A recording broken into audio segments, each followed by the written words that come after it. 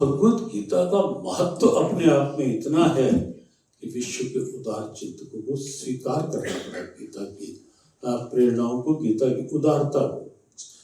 और अब देखें जो ऐतिहासिक पक्ष है गीता का, उसको भी यदि आप देखेंगे ध्यान से तो उसमें भी आप देखेंगे, भले ही प्रथम अध्याय में अर्जुन का कुछ प्रलाप जो है वो सारहीन लगेगा, वो तर्कहीन लगेगा।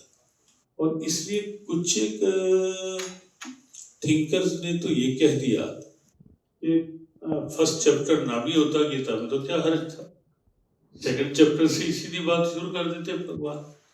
तो हमने कहा नियम के बिना मकान बनाओगे क्या? ये तो आप ऐसे कह रहे हो कि बाद में तो केवल एलिवेशन दिखनी है, फ्रंट सब बाहर का दिखना है, तो ठीक है नींव ना बनाओ, सीधी दीवारें खड़ी कर दो। तो ये पहला अध्याय फाउंडेशन है। लेकिन उसमें भी आप पाएंगे अर्जुन ने भले ही कुछ बातें, लेकिन उन बातों में भी आपको भारत का राष्ट्रवाद और भारत के सनातन की आत्मा दिखाई देगी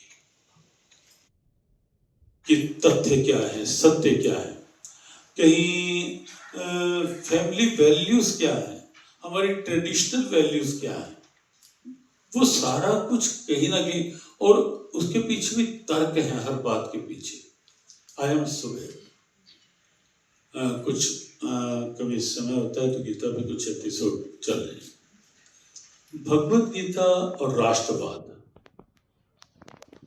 इस पे हम एक एपिसोड का हो रहा था तो उसमें बात चल रही थी, गीता में राष्ट्रवाद का इतना अलौकिक प्रेरणात्मक चिंतन है कि अगर भारत पूरी तरह, यद्यपि ये सत्य है, कल परसों आकाश में बादल थे लेकिन आज बादल नहीं है,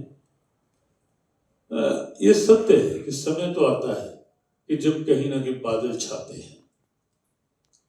अपनी भारतीय परंपराओं के सूर्य को भी आच्छादित करने के बहुत प्रयास हुए, ढका रहे, वो आलोक आए ना विश्व के सामने। कई तरह के दिशोकाल सेक्युलरिटी, तथाकथित धर्मनिरपेक्षता, कई तुष्टि, कई कुछ विस्तार की आवश्यकता नहीं। लेकिन ये भी सत्य है कि सदा बादल सूर्य को ढक के रख पाए, ये भी संभव नहीं। अत्यंत हर्ष और गौरव का विषय है कि इस उद्घाटन सत्र में आप जैसे महानुभावों के साथ मुझे बातचीत करने का अवसर मिल रहा है, और इसके लिए मैं पूरी आयोजन समिति को, हमारे department of ancient Indian history, culture and archaeology, professor Bhagat Singh ji को, मदन जी को, इनकी पूरी टीम को अपनी ओर से बहुत बहुत बधाई देता हूँ और शुभकामनाएं देता हूँ कि उन्होंने इस आयोजन के बारे में सोचा और बखूबी इसको अंजाम दिया। आपको बहुत बहुत बधाई हो इसके लिए। आपने नीचे देखा है कि बहुत खूबसूरत प्रदर्शनी लगाई गई है। वो एक प्रदर्शनी, 3 प्रदर्शनियां नीचे है। एक तो विभाजन पर प्रदर्शनी है जिसको ICHR ने और प्रोफेसर राघवेंद्र तंवर जी ने वहां पर लगाया है, और जिस खूबसूरती के साथ विभाजन को दिखाया गया है उसको देखकर मैं खुद भी बड़ा अभिभूत हूँ, क्योंकि मेरी भी कुछ एक जो विभाजन के समय की जो स्टोरीज मैंने अपने पेरेंट्स से सुनी हुई है, वो उसको देखकर जीवंत हुई और लगता था ऐसे ही जैसे कि जो सुना था वो जीवंत रूप में वहां पर प्रस्तुत भी किया गया। इसके लिए भी मेरी ओर से आपका बहुत बहुत अभिनंदन है।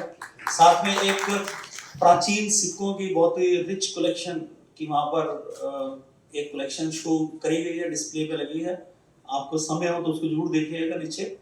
और साथ ही हमारे जो हमारी सिंधु सभ्यता है उसके बारे में भी एक प्रदर्शनी वहां पर लगी है, सिंधु सरस्वती सभ्यता के ऊपर, वो भी बहुत अच्छी है। तो इनके आयोजकों को भी जिन्होंने प्रदर्शनी वहां लगाई है उनकी और उनका भी बहुत बहुत अभिनंदन है। आज के विषय की अगर बात करें तो हमने पूजनीय स्वामी गीता मनीषी जी महाराज के आशीर्वाद से आज के इस सत्र की हमने शुभारंभ किया था। उनकी चिंता बहुत वाजिब है कि कुरुक्षेत्र को जो स्थान हमारे देश के अंदर, पूरे विश्व के अंदर मिलना चाहिए, वो शायद नहीं मिल पाया है। और उनका अपनी ओर से भी ये सतत प्रयास है कि गीता की जन्मस्थली को विश्व में उसका जो स्थान होना चाहिए वो मिले। और मुझे लगता है कि आज की जो हमने 3 दिवसीय सम्मेलन रखा है, उसी कड़ी के अंदर एक प्रयास कुरुक्षेत्र विश्वविद्यालय का भी है कि हम भी चाहते हैं कि कुरुक्षेत्र को इसका जो भव्य स्वरूप का पता लोगों को होना चाहिए, वो सबको पता लगे इसका। प्रोफेसर राघवेंद्र तंवर जी ने भी लगभग इसी बात की चर्चा करी और इसी बात को आगे बढ़ाते हुए उन्होंने एक और अपनी तरफ से एक सुझाव उन्होंने दिया कि क्यों नहीं कुरुक्षेत्र के अंदर हम एक कुरुक्षेत्र म्यूजियम बनाए, जिसके अंदर हमें जो आज का विषय भी है कुरुक्षेत्र थ्रू द एजेस, युगों युगों में कुरुक्षेत्र, उसको हम लोग दिखा पाए। तो मैं ये कहना चाहूंगा कि आपके इस सुझाव में, इस प्रयास में कुरुक्षेत्र विश्वविद्यालय भी अगर अपना कोई सहयोग दे पाए तो कुरुक्षेत्र विश्वविद्यालय में इसके लिए बहुत खुशी होगी। और मैं इसका पूरी तरह से अनुमोदन करता हूँ कि इस तरह का हमारे पास म्यूजियम जरूर होना चाहिए। Kurukshetra is coming out to be very good city of museums. बहुत सारे म्यूजियम इसमें डेवलप हो रहे हैं और अगर एक कुरुक्षेत्र के नाम से कुरुक्षेत्र म्यूजियम आ जाएगा तो मुझे लगता है कि इसके अंदर और भी 4 चांद इसके अंदर लग जाएंगे। इसी तरह से हमारे प्रोफेसर साहब हिरणमन तिवारी जी ने बहुत ही एक ओजस्वी अपने उद्बोधन के अंदर उन्होंने ये कहा कि गीता पर जो भी आज तक लिखा गया वो कम है। तो बिल्कुल ठीक है कि गीता हमारे जीवन के हर पहलू को स्पर्श करती है और शायद हमारे जीवन के अंदर जितने भी द्वंद्व है उनका समाधान गीता के अंदर ही निहित है। इसीलिए उन्होंने कहा कि जितने भी हमारे विचारक, बड़े बड़े दार्शनिक लोग हुए, सभी पर गीता का प्रभाव रहा है। और इसी तरह से ही हमारे जो दूसरे वक्ता रहे यहाँ पर हमारे जो विश्वकर्मा जी हैं, इनका तो ये कहना है कि जो कुरुक्षेत्र का क्षेत्र है ये हमारे भारतीय इतिहास का मूल केंद्र है। तो विश्वकर्मा जी ऐसे है ना, इन्होंने ये कहा है कि ये पूरा क्षेत्र कुरुक्षेत्र का, ये पूरे इतिहास का मूल केंद्र भी अगर इसको कहा जाए तो इसके अंदर कोई अतिशयोक्ति नहीं है। और हमारे प्रोफेसर कुलदीप अग्निहोत्री जी ने तो ये कहा कि हमारे हिस्टोरियंस एक लिमिट तक जाकर वहां रुक जाते हैं और उसके पीछे वो नहीं जा पाते तो उसको प्री हिस्टोरिक में डाल देते हैं।